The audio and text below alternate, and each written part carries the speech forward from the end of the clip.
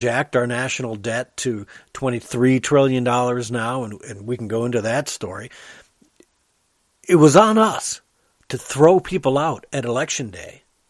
We've allowed the same congressmen year after year after year to sit in those offices and get entrenched and become completely unaccountable to us, the American voter and the American taxpayer. So that's on us. People talk term limits all the time. You know what? If you use your brain, you should be able to look and say, that guy's been there too long, that gal's been there too long. It's time to get rid of them. They're not working for me anymore. We should have been getting rid of lots of these people. The Nancy Pelosi's, the Swalwell. If you live in those districts in California, Swalwell's district, Schiff's district, and Pelosi's district, here at home, Rashida Tlaib, God help you, Michigan. If you people allow the Slotkins, the Tlaibs, the Dingles to continue to do what they're doing to you, have you been downriver? I grew up downriver. Downriver, Michigan is like there is no South Detroit, but it would be the southern southwest end of Detroit. So downriver we call it, and downriver used to be a thriving community. Back even into the 70s, we had steel mills, we had lots of manufacturing, but a lot of that went away. We went into those recessions in the 70s, and we lost a lot of that stuff. Downriver today is a little bit of a ghost town. There are a few pockets that have made comebacks, like Wyandott's a wonderful little town that's really kind of come back. It's like Ferndale. It's the place to be now. But a lot of places downriver have kind of become ghost town. Lots of empty shops, lots of empty plazas, just run down areas.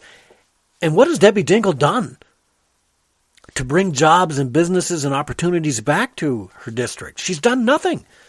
Neither did her husband John for all those years.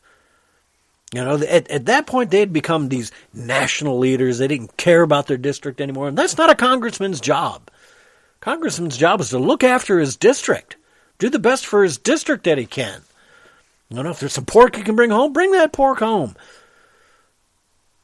And now they're all on board. They're all getting brainwashed. They jump on the Nancy Pelosi agenda, and let's do that, and let's do this. It's interesting to see the Rashida Tlaib, who's done absolutely nothing for her constituents in Greater Detroit. Nothing, folks. You need to throw her out of office. Vote for another Dem in the primary, please. Throw her out of office in the primary because she should not be there. She spends more time railing about people in Palestine. Well, she's not a representative of Palestine. That's not her job. Her job is to take care of you people in Detroit suburbs. That's her job. Same with Haley Stevens. These people are worrying about the national agenda and the Democrat agenda and keeping the ability to kill infants right up through birth. All these national issues. That's not their job as a congressperson. Their first priority should be taking care of people at home, finding ways to bring home funding or to pass laws that will help their businesses and folks at home. And they're not doing that. Alyssa Slotkin, same thing. She said she was all moderate and she would work with the president. She's done nothing here in the 8th District for us, except make us miserable. Well, so many of us who are conservatives, I moved out of Washington County into the 8th District because I've had enough with the liberalism. I didn't want to be represented any longer by liberals. I did lose a good congressman, mind you, but you have to make sure that you're throwing people out if they're not being accountable to us. And that's what I want people to think about. So anyways, that coup keeps going. Keep watching. You're going to see probably another round of impeachment coming up, more investigations from Jerry Nadler and Adam Schiff and Nancy Pelosi and Chuck Schumer. They're going to keep pushing that impeachment thing, everything they can to stop the president, because they know they don't have a prayer in the election of beating Donald Trump, so they have to find some way to stop him and get him out and keep him from being on the ballot. I don't think that's going to happen, but there you go. Okay, so I want to move on. We've talked about on the show for years now, Representative Ilhan Omar out of Minnesota. Now, I've been very tough, probably one of her harshest critics, because I do believe that she is an anti-American and a possible plant paid for and put in position by foreign powers. And this week, We've heard the rumors that she married her brother, broke immigration laws. It looks like we now have proof. There are people coming forward saying, yes, she did. She married her brother to get him into the country. Was there bigamy involved there? How many laws did she break on immigration? There are some people that say that Omar is not even her real name, that she changed her name, that she's a Qatari plant here in America, which Barack Obama helped with, right? Whether you want to believe it or not, Barack Obama helped bring in Muslims from all over the world, especially Somalia, which is Ilhan Omar's, where she came from when she immigrated. So, anyways, FEC violations, which is election violations, she's guilty of that. There's probably some financial violations she's guilty of.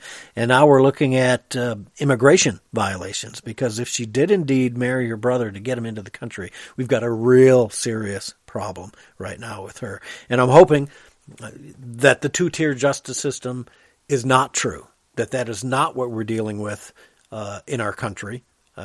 We've seen Bill Barr let Andrew McCabe skate on the lies, right? At the same time, we saw this last week, Roger Stone was threatened with 9 years jail time for lying to the FBI, and they were process crimes. He really had nothing other than what they tripped him up on for process crimes and lying. He ended up getting 40 months, I think. Judge Amy Berman Jackson ended up relinquishing a little bit. She didn't go for the 9 because the Justice Department had said, no. Bill Barr had stepped in and said, that's outrageous. We're not going to do that. They changed what they were asking for. Why he's there at all is beyond me. And that's why people are so angry right now. They're beginning to doubt that Bill Barr has the ability to step out. And it makes you wonder. We've been told to wait for getting close to 4 years now. For those of us who have been paying attention to this scam and the illegal activity of the Democrats and the deep staters, we've been waiting for 4 years. The pundits on the conservative side have been saying this. They've been laughed at. They've been mocked. Well, it's true. Everything that we've said and thought is actually true, and yet we're not seeing justice. When are we going to see Lisa Page, Peter Strzok, Andrew McCabe, James Comey, Clapper, Brennan? When are we going to see these people who, without a doubt, I think it's the writing is on the wall. These people did all kinds of illegal activities. Susan Rice.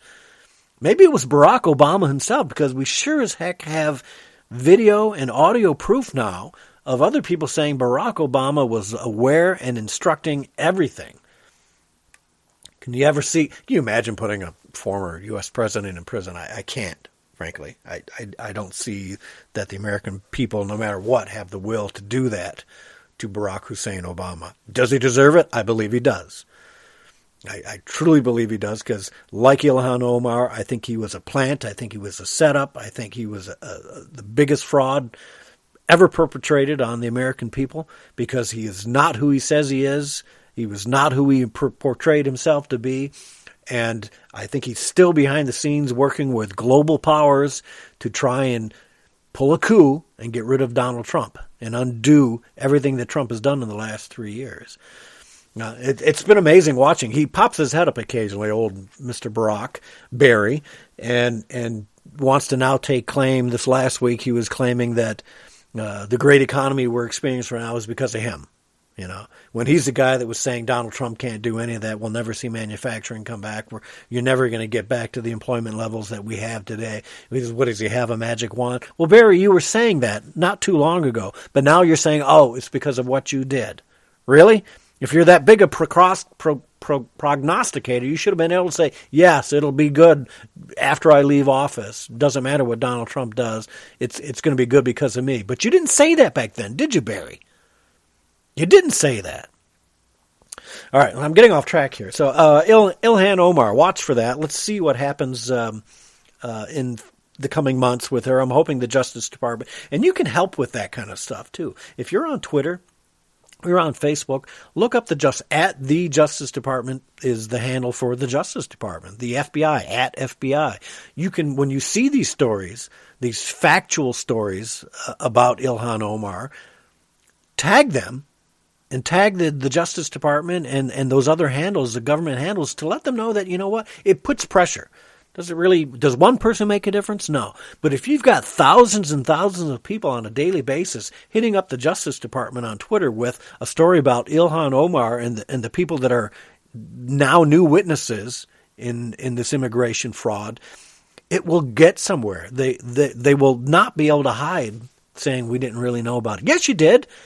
You trended on Twitter for 2 weeks straight. We know you know. I always hit up the CNN, the MSNBCs as well, because you know what? They know that we know. And they will have no excuse when the truth comes out.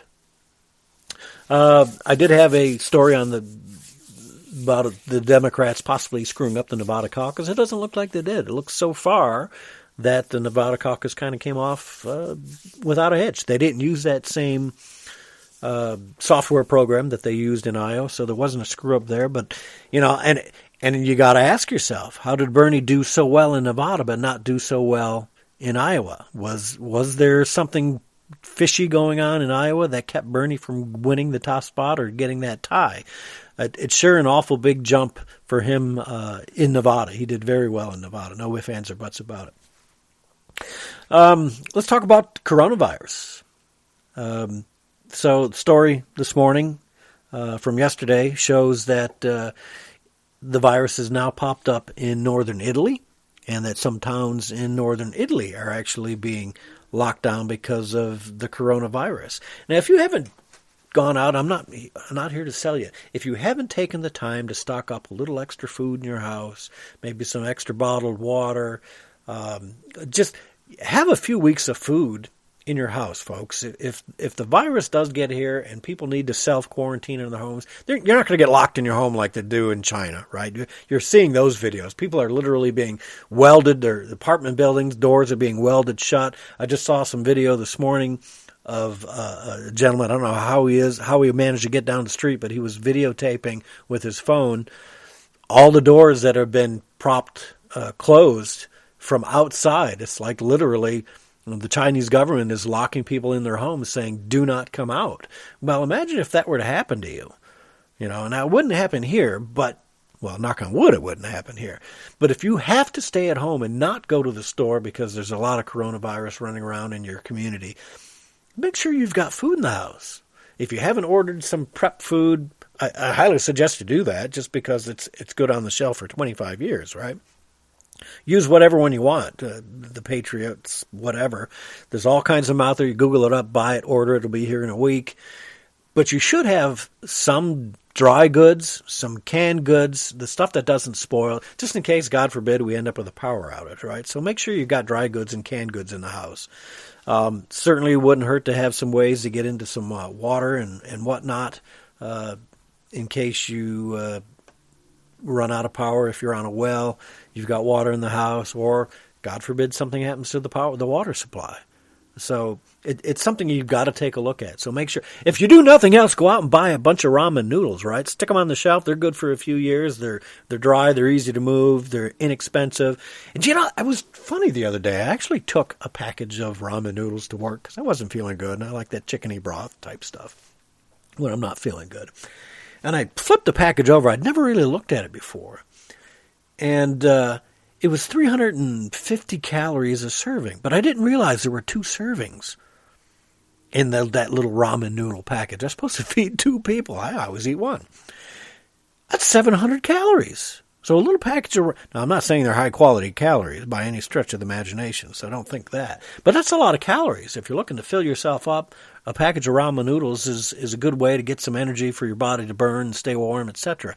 So ramen noodles is not a bad thing to keep on the shelf. Doesn't have a 25-year shelf life, mind you.